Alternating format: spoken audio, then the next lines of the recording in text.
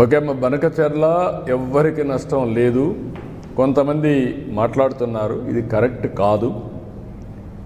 తెలంగాణలో కొన్ని ప్రాజెక్టులు నేను సమైక్య ఆంధ్రప్రదేశ్లోనే దేవాదులు నేనే పునాదులు వేశాను. ఆ రోజు లిఫ్ట్ ఇరిగేషన్ పెట్టా.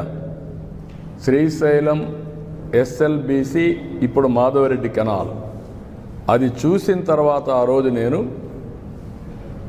దేవాదుల ప్రాజెక్టు కూడా లిఫ్ట్ ఇరిగేషన్ సాధ్యమని గోదావరి పైన ఆ లిఫ్ట్ ఇరిగేషన్ పెట్టాం.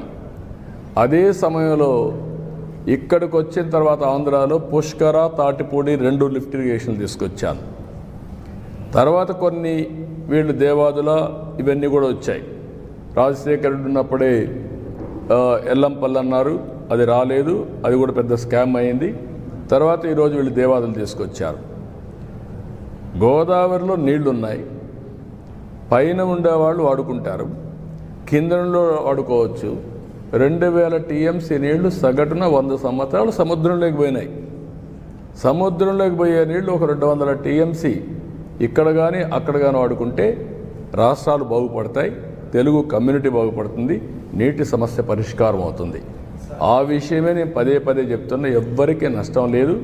నేను తెలంగాణలో ఉండే ప్రాజెక్ట్స్ గోదావరి పైన ఎప్పుడు అపోజ్ చేయలేదు, అపోజ్ చేయను కూడా.